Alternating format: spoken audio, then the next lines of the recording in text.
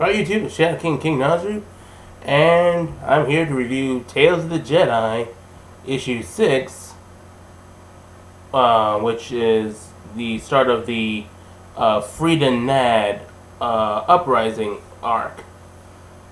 So, let's get to it, shall we? So, we start off with the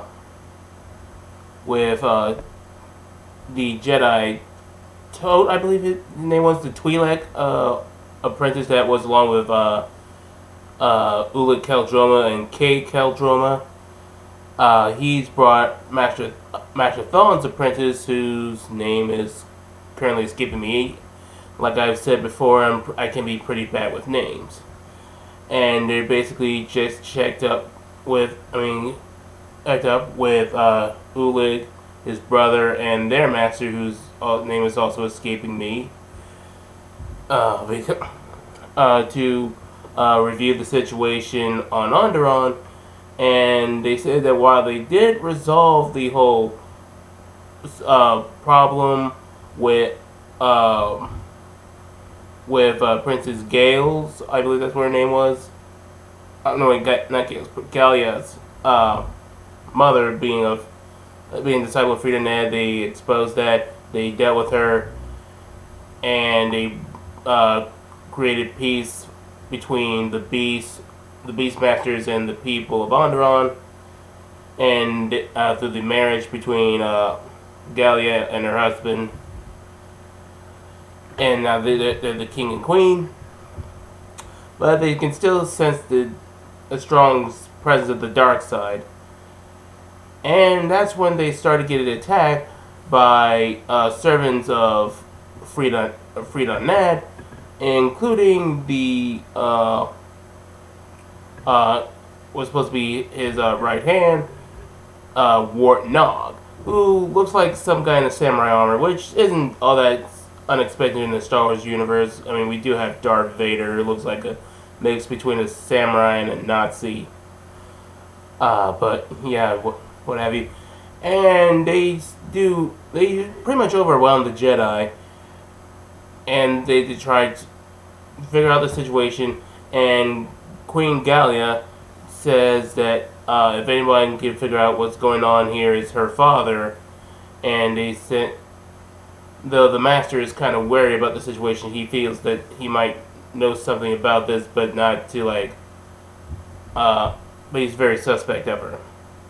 And when we get to him, he's extremely old, much like his wife, and has to be supported by machines.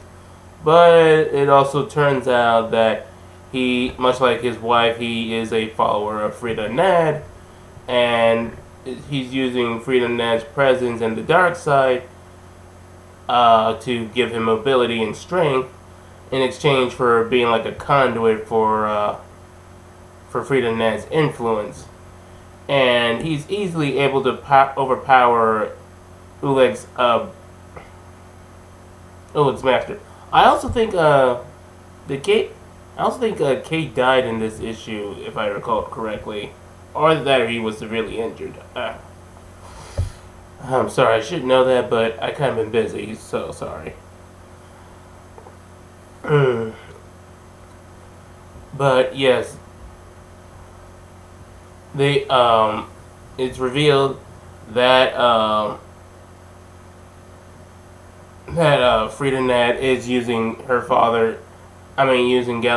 Queen Gallia's father as an influence for Freedon Nadd, and they're forced to retreat. And meanwhile, Nomi Sunrider and Master Thon meet with the Republic, and they're basically the Republic is trying to discuss the situation on Onderon and whether or not they should abandon the whole situation now that they know that the Sith and the dark side are involved, and feel that's way too out of their range, and they should just let the Jedi fend for themselves and deal with the situation.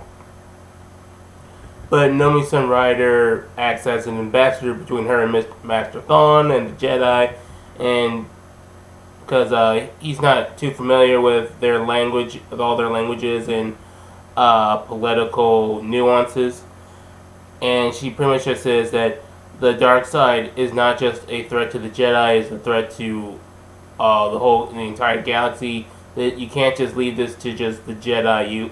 We all have to come together in order to defeat it.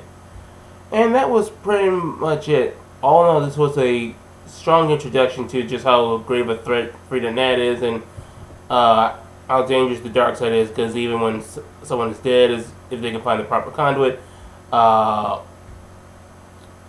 they could still wreak havoc. Oh yeah. Also, there's the post credits where where the Sith worshippers that stole the book from a Sith from a Sith museum or something. They learned that there was Sith activity on Onderon, and they figured that if they go to Onderon, they could get someone to translating and give them more knowledge and power in the dark side. So I'm glad that's being followed up on too. And it's also good to see all these storylines are starting to come together, and it's all going to be centered around Onderon. Because we've been following with Ulika Drama and his people, Nomi Sunrider, these Sith worshippers. I'm just glad that it's finally starting to come into piece together. It's going to become more cohesive, and it's going to become a all-around singular narrative. So those were all my thoughts. I think it's a pretty good issue so far.